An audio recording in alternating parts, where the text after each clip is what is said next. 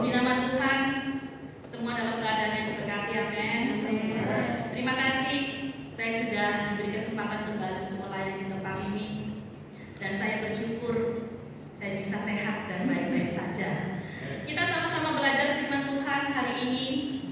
Saya beri tema jangan berhenti percaya.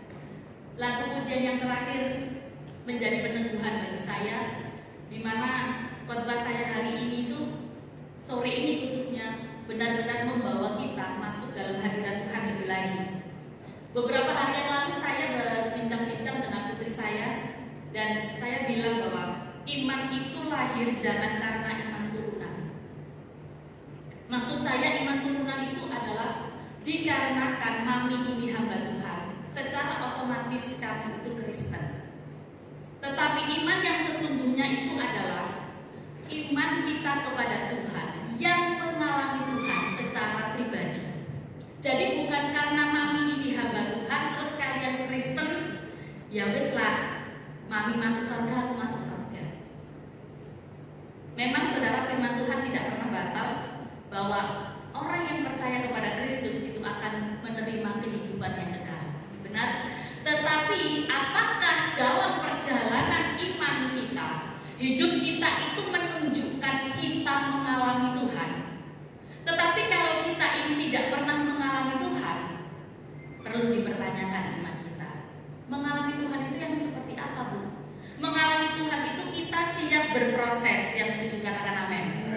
Siap mengalami semua proses hidup tanpa protes. Supaya apa? Kita bisa progres untuk menuju sukses. Kebanyakan anak Tuhan kalau melihat orang lain diberkati, senang. Dapat kesaksian, bangun. Tapi ceritanya orang, kita sendiri tidak mengalami. Kalau kita kepingin mengalami Tuhan, berarti kita siap masuk proses ngomong sama Tuhan, welcome dengan masalah. Berani nggak kalau kita ditantang itu? Welcome dengan masalah itu susah Bapak Ibu, tapi bukan berarti nggak bisa. Tergantung kualitas dan kapasitas iman kita itu seberapa. Siapa yang menentukan? Diri kita sendiri. Ya, jika hanya karena turunan saja, maka imannya pun juga mengandalkan iman orang tuanya. Itu yang saya terapkan kepada anak saya. Kalau kamu hanya iman turunan karena mami hamba Tuhan, mami Kristen, akhirnya kamu Kristen, kamu mengandalkan mami, bukan mengandalkan Tuhan. Tapi nanti dalam satu titik bentuk kehidupan di mana kamu sudah gak ketemu mami, di situ kamu mengalami Tuhan. Ini saya tekankan sama anak-anak saya. Sore ini kita belajar dalam Yohanes 4 ayat 43 sampai 54. Dari perikop ini Tuhan Yesus mengalami dua bentuk penerimaan. Yang pertama, orang-orang Galilea menyambutnya dengan hangat namun tidak percaya kepadanya.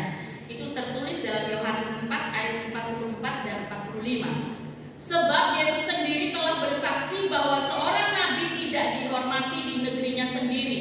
Maka setelah ia tiba di Galilea, orang-orang Galilea pun menyambut dia, karena mereka telah melihat segala sesuatu yang dikerjakannya di Yerusalem pada pesta itu. Sebab mereka sendiri pun turut ke pesta itu. Mereka menyambut dengan hangat tapi tidak percaya, saudara. Berbeda dengan sambutan orang-orang Samaria yang menandakan mereka memiliki iman. Orang-orang Galilea tidak memiliki kualitas iman seperti orang-orang Samaria. Orang Galilea menyambut hanya karena melihat ada perbuatan mujizat yang dilakukan Tuhan. Percaya karena melihat.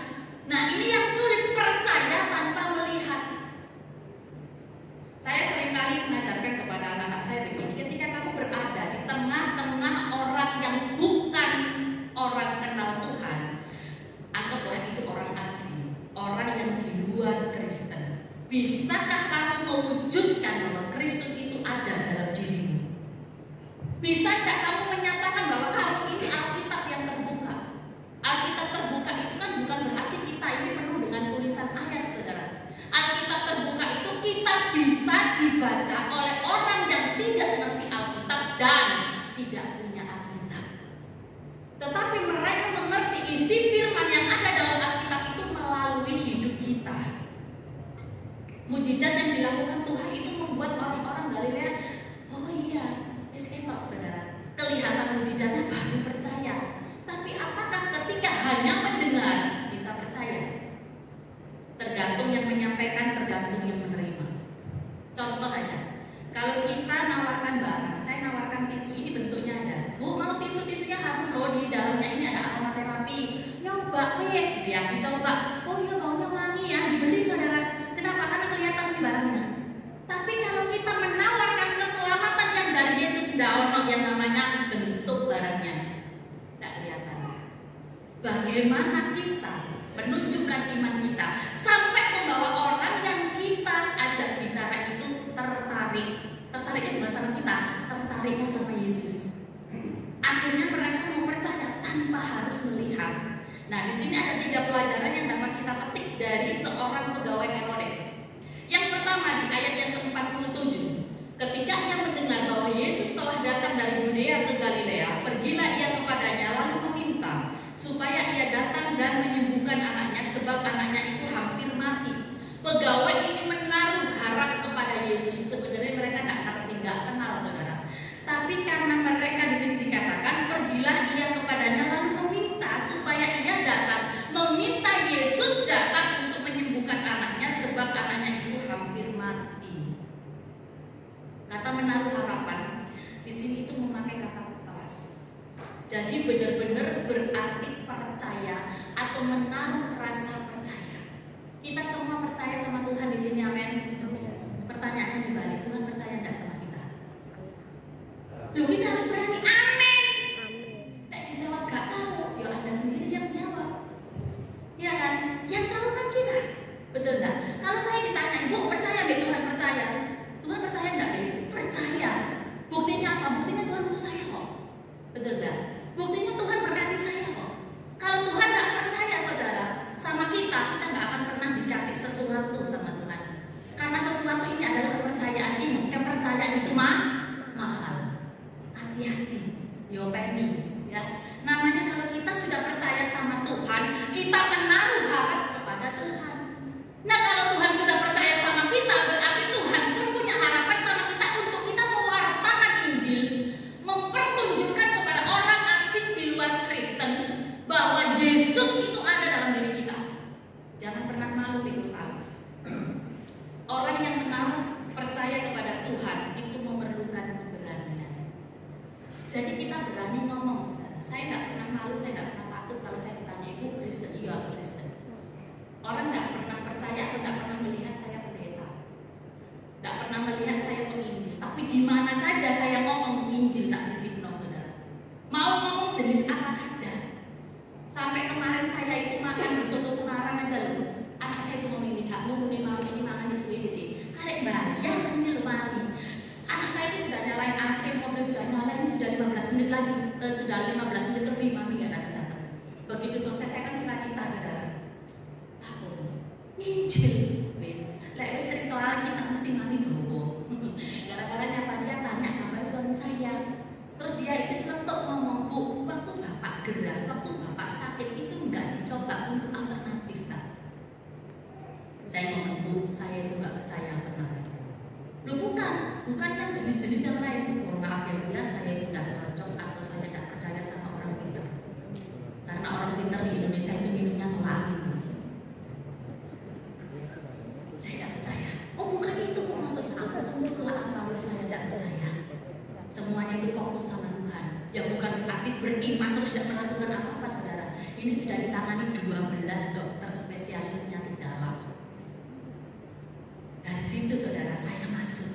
Bu, saya pernah mati 2 jam, saya pernah gila 3 bulan, saya pernah tidak karu-karuan kalau sudah kesurupan suara memang tuh sing macam-macam. Nah, akhirnya saudara orang itu langsung terbuka. Loh iya tak Bu? Nah saudara, di situ gitu, elang bebis, sing lemes, pada kayak awak bisu. Lagi, coba ada aromaterapi, bau minyak kayu putih, disedot, pasti berkata.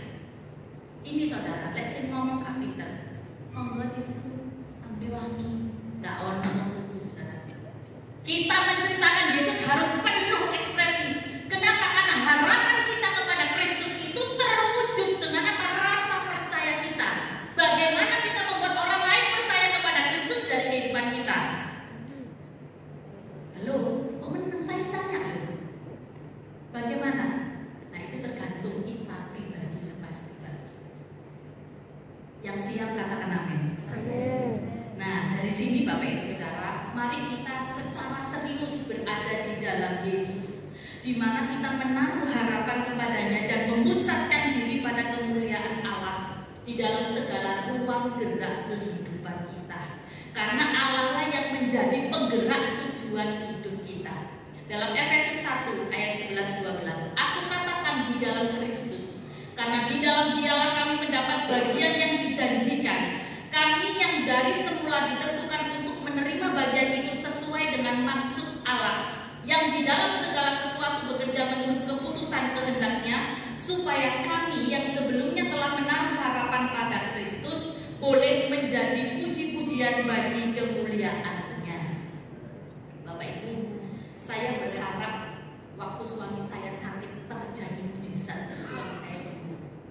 Jujur waktu April, mulai 1 April suami saya muntah darah dan sudah kolaps, nggak bisa apa-apa. Makan cuma 3 sendok sehari, terus 3 hari nggak makan, makan lagi 3 sendok teh, 2 hari nggak makan. Begitu selanjutnya sampai tanggal 12 April, Net mulai nggak makan sampai 12 Mei. 13 Mei beliau meninggal. Ketika saya menerima WA dari Bapak Gembala untuk menjadwal suami saya di tanggal 9 Mei, saya sampaikan sama beliau, dijadwal sama Pak Rudi GBPS Karyasin tanggal berapa? Tanggal 9 Mei. Waktu itu masih April, Bapak WA saya. Suami saya jawab apa?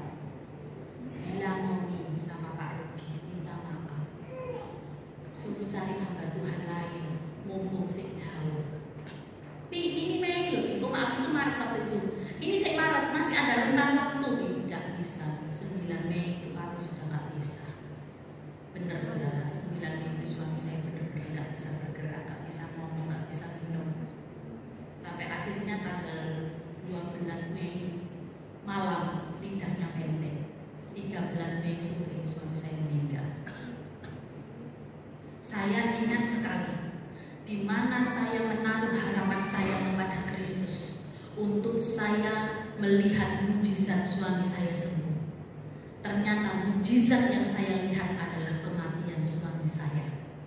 Menurut saya itu juga mujizat. Kenapa? Suami saya sudah tidak sakit lagi dan suami saya ketemu Tuhan. Itu juga merupakan sebuah mujizat. Tapi berapa banyak dari kita yang melihat sebuah kematian adalah sesuatu yang menyakitkan, sebuah kematian adalah sesuatu yang menyedihkan. Lu berarti kemarin agak sedih, cari sopor saudara. Tetap yang namanya sedih, tetap kehilangan orang yang terkasih, yang sudah bertahun-tahun berteman, sudah bertahun-tahun hidup bersama, pelayanan berdua, makan bersama, sik mantel-mantelan, sik jalil-jalilan, terus tiba-tiba diambil sama Tuhan. Ketika suami saya menghembuskan nafas terakhir di depan saya langsung lupa tangan atas kepalanya. Tuhan, aku serahkan suamiku, berangkatlah dengan sukacita alami, karena beribu-ribu malaikat di surga menyambut kami. Saya ngomong itu bukan tergelak saya cerita sekarang, tetapi semua harapan saya tidak pernah sirna. Itu hal yang pertama yang perlu kita pelajari sore ini. Hal yang kedua, di ayat yang ke-48 sampai 50. Maka kata Yesus kepadanya, jika kamu tidak melihat tanda dan mujizat, kamu tidak percaya. Pegawai istana itu berkata kepadanya, Tuhan, datanglah sebelum anakku mati. Kata Yesus kepadanya, pergilah, anakmu hidup. Orang itu percaya akan perkataan yang dikatakan Yesus kepadanya, lalu pergi. Hal yang kedua, pegawai ini memiliki iman terhadap Yesus. Dalam perspektif Injil Yohanes, iman sejati adalah iman yang ditujukan kepada Allah dan mempercayakan diri kepada Tuhan Yesus sebagai tujuan atau utusan Allah. Bapak Ibu, kita ngomong kita punya iman, berarti kita hidup punya tujuan. Tujuan hidup kita apa? Adalah hidup yang bertujuan. Tujuannya kemana? Yesus. Jangan pernah kita balik bahwa Yesus adalah Allah untuk mencapai tujuan kita. Jadi nanti kita bisa kesasar. Kenapa? Karena semuanya diputar balik. Kita tidak paham apa maunya Tuhan. Tujuan hidup kita sendiri pun kalau kita tidak paham. Pasti kita menjadikan Yesus itu alat untuk mencapai tujuan. Wis tanah Yesus. Gampang ngomong saudara, utang bola lunas. Wis dari Yesus, engko lak sugih. Nah, ini saudara. Ini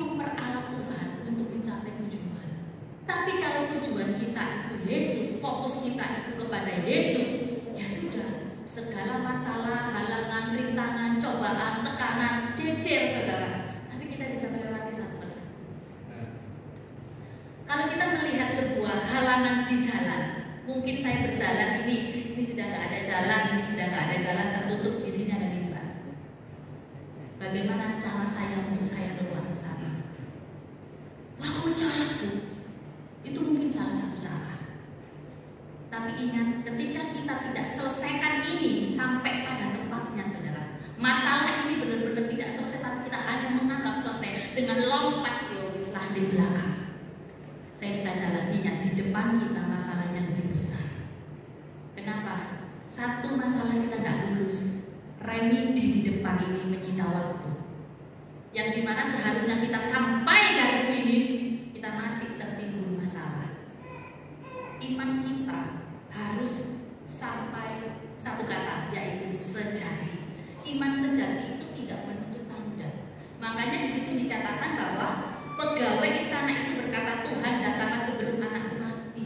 Dia tak minta tanda saudara. Jika kamu tidak melihat tanda dan mujizat, kamu tidak percaya. Makanya pegawai ini berkata bahwa datanglah sebelum anakku mati. Tuhan tinggal ngomong, pergilah anakmu hidup. Karena apa? Tuhan berkuasa saudara. Ini iman pegawai ini. Pergilah anakmu hidup. Dia pergi. Kenapa? Karena perintah Tuhan. Nah kadang kita itu ngaku punya iman, tapi ketika Tuhan perintahkan kita sih perhitungan. Contoh ini, ketika saya waktu itu mendoakan seorang nenek ini adik kakak saudara. Kemudian saya merasa bahwa uang saya itu nggak cukup untuk bekal pelayanan. Saya berdoa, saya ngomong sama Tuhan begini, Tuhan ketika kau menyuruh pasti Tuhan sediakan. Saya cuma begitu. Akhirnya ketika saya buka pagar mau bawa motor keluar, saya ditelepon sama adik saya. Mi, ada orang kos masuk. Saya bersyukur Tuhan, kenapa? Wah Tuhan terima kasih, Tuhan kasih berkat saya karena ada orang kos masuk baru, pasti ada pemasukan saudara. Saya ngomong Tuhan terima kasih. Sampai saya bawa ke pelayan, tapi di jalan Tuhan perintahkan saya, jangan kau belikan apa-apa, tapi berikan kepada nenek yang kau doakan. Singkat cerita saudara, ketika saya ke sana, saya nggak bawa amplop, uang langsung saya bungkus tisu, saya bungkus tisu, saya kasihkan. Ternyata nenek ini juga sudah menyediakan amplop buat saya. Saya ngomong begini, Mbak, ada titipan berkat dari Tuhan. Jangan Maria yang mendoakan saya kok, Maria yang berkati saya. Ini Bu, kami sudah persiapan berkat Bu. Ya wes Bu, saya terima berkatnya Bu. Ini terima berkat dari Tuhan. Saudara, ketika saya pulang, saya minggir di pom bensin, saya masuk saudara. Karena apa? Saya takut ban saya kempes. Paling tidak lah saya itu harus pegang uang 5.000 untuk pompa ban. Jaga-jaga. Ketika saya masuk, saya buka saudara, saya menangis di kamar mandi. Kenapa? Nenek ini memberi mungkin itu semua yang dia punya. Kalau kita lihat nominalnya, itu rasanya kayak gak berarti sekali, nggak ada apa-apanya kayak di USTKI saudara. Tetapi ketulusan hatinya itu mengajarkan kepada saya, ketika Tuhan perintahkan hanya ketaatan tanda, percaya budal-budal saudara, dicukupkan. Ternyata saya dapat kabar lagi, Bu, saya sudah transfer untuk keperluan pelayanan misi yang dikerjakan. Semua tanpa perhitungan. Tuhan perintahkan ini, dikatakan dia punya satu kerinduan bahwa Tuhan ini datang sebelum anaknya mati. Tetapi ketika Tuhan ngomong pergi yo, anakmu hidup, dia pergi tidak pakai tanya. Nah, kita harus sering tanya, teman Tuhan ini, kamu juga teman Tuhan. Kita itu kalau menyembah Tuhan buka mata yang dicari Tuhan. Tapi kalau kita ini bingung mau melek mau terus digoleki duit, begitu duitnya kalau mau mantek kon gitu ya.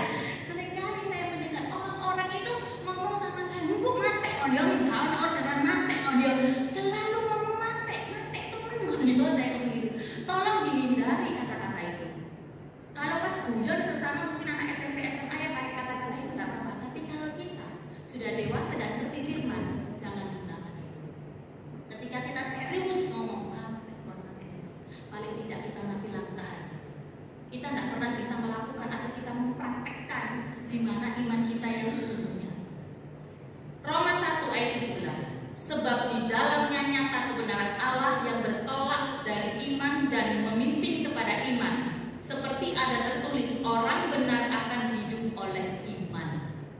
Orang benar akan hidup oleh iman. Dan iman itu benar-benar membawa kita kepada kehidupan yang stratanya sama dengan orang-orang di sekitar kita. Artinya apa Bapak Ibu? Dengan beriman kita nggak mungkin dipermalukan. Justru kita dipakai untuk mempermuliakan nama Tuhan. Itu hal yang kedua. Hal yang ketiga, di dalam Yohanes 4 ayat 51 sampai 53. Ketika ia masih di tengah jalan, hamba-hambanya telah datang kepadanya dengan kabar bahwa anaknya hidup. Baru saja di tengah jalan, ia sudah mendapat kabar bahwa anaknya hidup. Ia bertanya kepada mereka, pukul berapa anak itu mulai sembuh? Jawab mereka, kemarin siang pukul 1 demamnya hilang.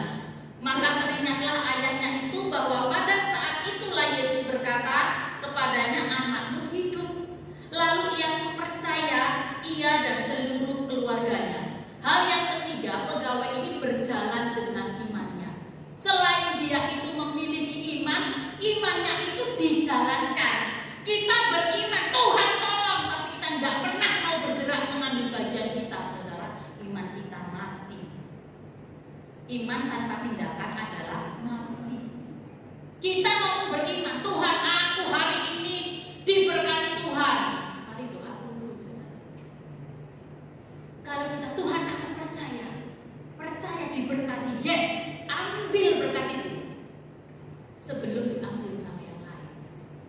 Apakah yang membutuhkan berkat hanya kita? Tidak, Bapak Ibu. Seluruh dunia membutuhkan berkat. Disik-disikan bicara. Siapa yang dulu, siapa yang cepat, dia dapat.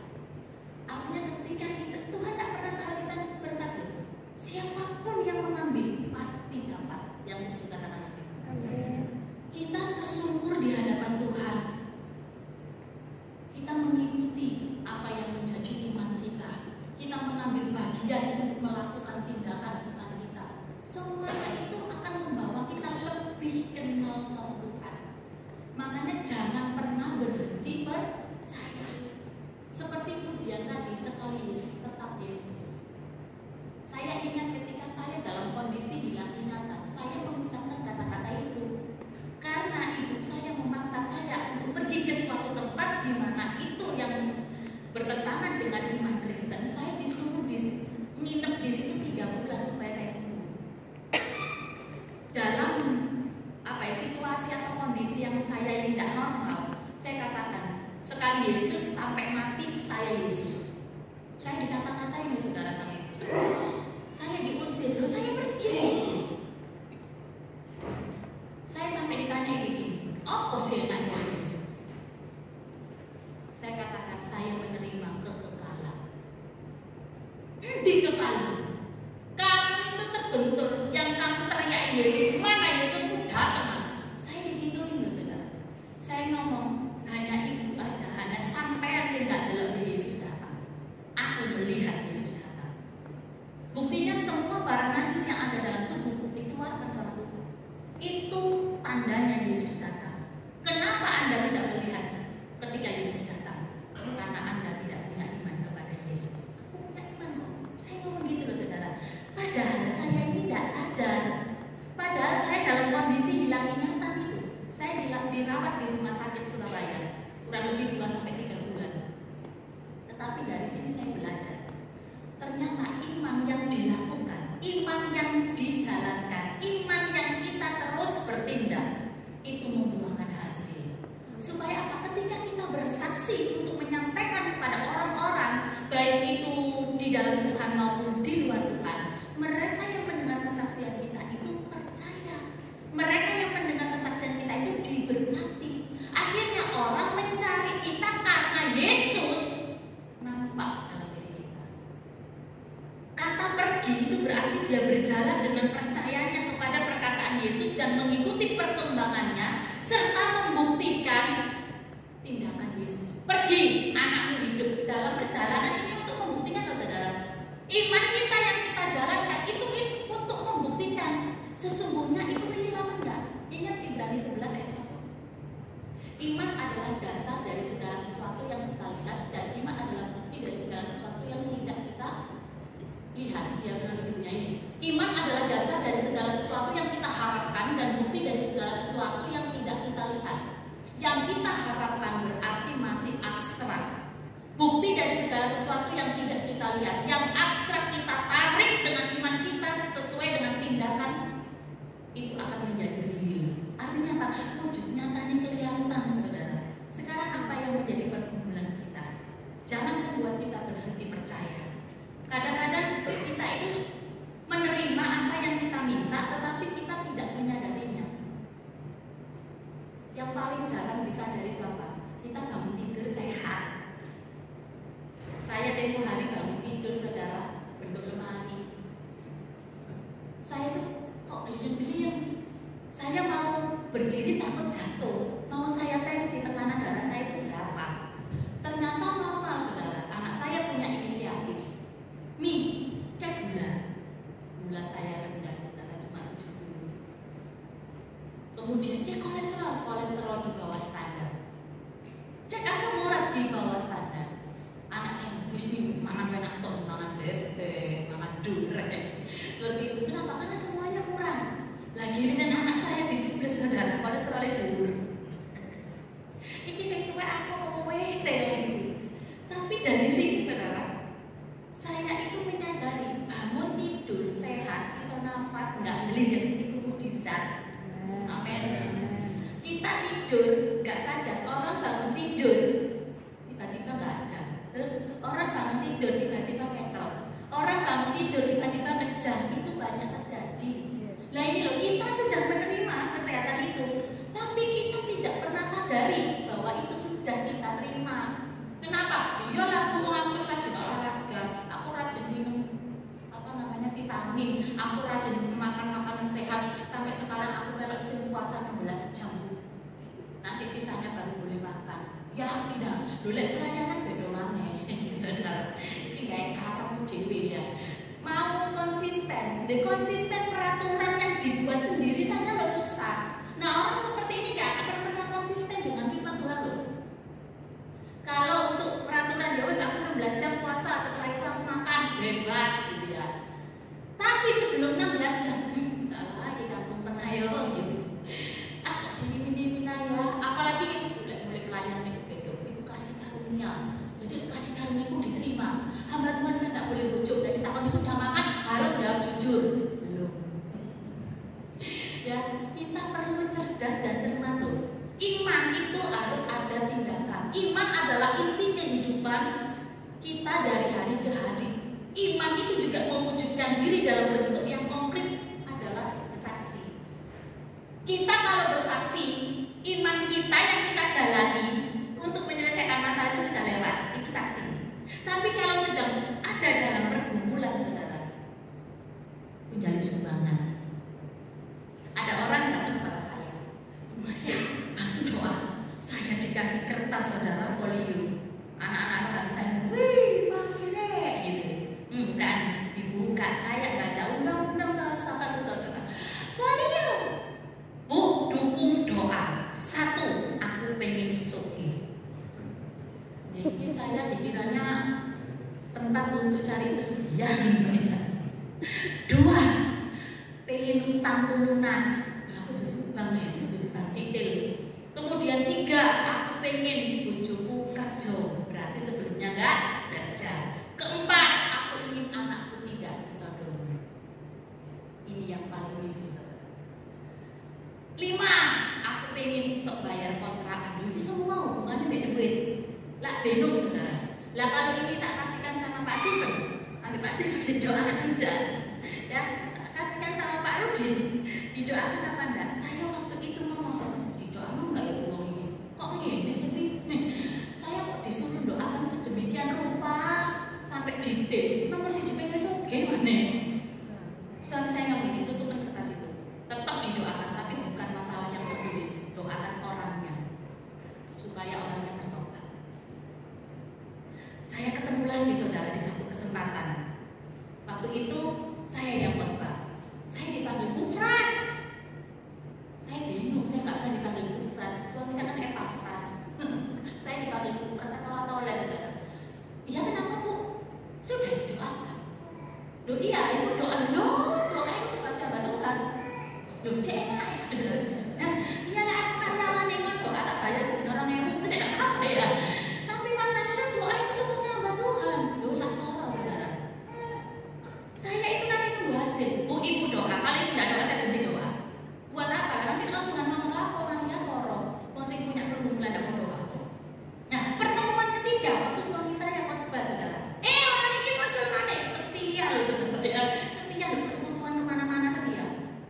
Akhirnya dia datang. Bu, terima kasih dukungan doanya. Ini yang mana ya Bu ya? Itu loh Bu yang saya kepingin soge, yang saya kepingin suami saya kerja, kepingin bayar kontrakan, tanggung jawab. Ini kabeh saudara sudah dicatat aku sekali. Terus saudara, gimana Bu? Kan waktu yang kedua ibu bilang saya harus berdoa. Iya, karena dukungan doa dari bapak dan ibu. Satu Bu, meskipun saya tidak kaya, saya tidak kelaparan. Ada perubahan dan ada. Saya tidak ada mau ngajak masalah ini. Kemudian yang kedua, saya kepingin bayar kontrakan. Bisa Bu, meskipun tidak kontrak sekarang saya ngekos tapi tiap bulan rutin. Kalau kontrakan tahunan mahal.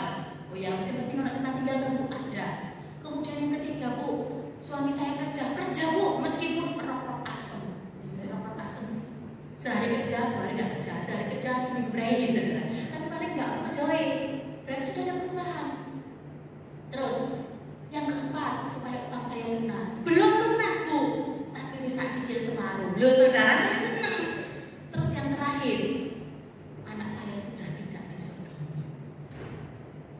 Ini suatu hal di mana iman kita dilakukan dengan tindakan. Kita minta dukungan doa dari hamba-hamba Tuhan, tidak salah. Tapi kita ya berdoa. Ojo nek numpang doa. Saya pernah dengar satu khotbah begini. Saya saudara menulis semua orang-orang yang minta doa dalam buku saya. Ini hamba Tuhan semua. Saya kalau berdoa, Tuhan, ini semua nama orang-orang yang punya pergumulan. Ini buku di sini di Uganda saudara, ya bukunya yang ditaruh di atas kepalanya. Ini semua orang-orang yang punya pergumulan. Tuhan tahu dan kenal mereka. Sekarang saya mengilustrasikan. Saya cuci baju, saya masukkan sarung, semua baju kotor saya masukkan sarung, tak delep saudara di sungai. Kira-kira menurut Anda bersih tidak? Tak bersih. Bersih itu harus dibuka, satu dikucek, dibilas, dijemur, dikucek lagi, dibilas, dijemur. Kalau satu-satu ini orang tidak doakan, itu juga pergumulan ya berdoa yang di sini tidak ada siji mas saudara. Ya, ayo kita semua punya cara loh. Mungkin iman saya tidak sama dengan iman ibu yang ngomong bahwa semua pergumulan di sini. Iman saya tidak sama dengan iman beliau. Tapi paling tidak beliau sudah mengambil bagian untuk mendoakan. Sekarang bagaimana dengan kita? Dari 3 pelajaran ini saat kita menaruh harap kepada Tuhan, kita harus membuktikan dengan iman yang dijalankan, iman yang dilakukan. Jangan tunggu mujizat baru percaya, karena kepercayaan kita yang akan mendatangkan mujizat. Amin, Bapak Ibu Saudara. Kita perlu renungkan iman yang besar itu ketika kita ngomong bahwa gunung pindah, itu iman yang besar. Tetapi iman yang benar tetap beriman meskipun gunung itu tetap ada, saudara. Karena Tuhan punya waktu, Tuhan punya kairos. Saya minta pemain musik dan beda. Kalau kita memiliki iman yang besar, luar biasa, tapi harus digandeng dengan iman yang benar. Supaya apa? Supaya kita tidak kecewa. Jadi berjalanlah dengan iman kita, bukan dengan penglihatan saja. Amin. Firman Tuhan sampai di sini kiranya boleh menjadi berkat bagi kita semua. Kita naikkan pujian lagu terakhir.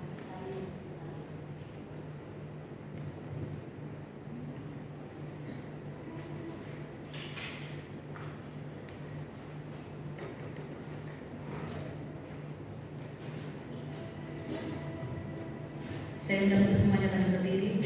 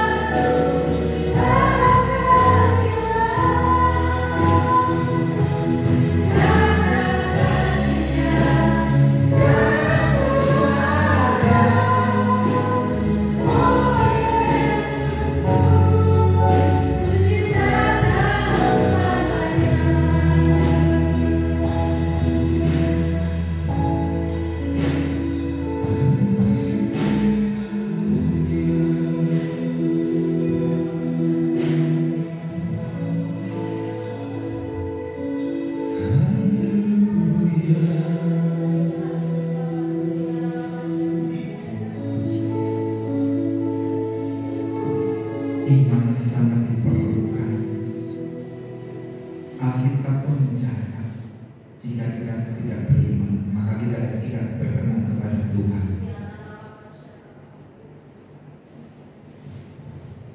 Apapun keadaan kami hari ini, apapun kesulitan kami hari ini, apapun pergumulan kami hari ini, ajarkan kami Tuhan melalui kebenaran firman ini, kembalikan iman kami dibangkitkan, iman kami diteguhkan, bukan seperti Thomas menunggu melihat mujizat itu baru percaya, tapi Engkau mengajarkan buat setiap kami pada kebenaran firman Tuhan pada malam hari ini. Percayalah dulu kepadaku, lakukan bagian kita, percaya kepada Tuhan, maka Tuhan akan melakukan bagiannya buat kita semua. Memang gak gampang, tapi kalau kita mau belajar,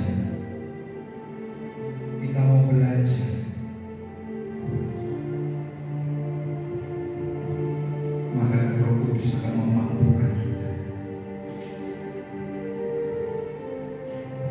Seberapa lama kita menjadi anak Tuhan, seberapa lama kita menjadi pelayan Tuhan, tapi kalau kita tidak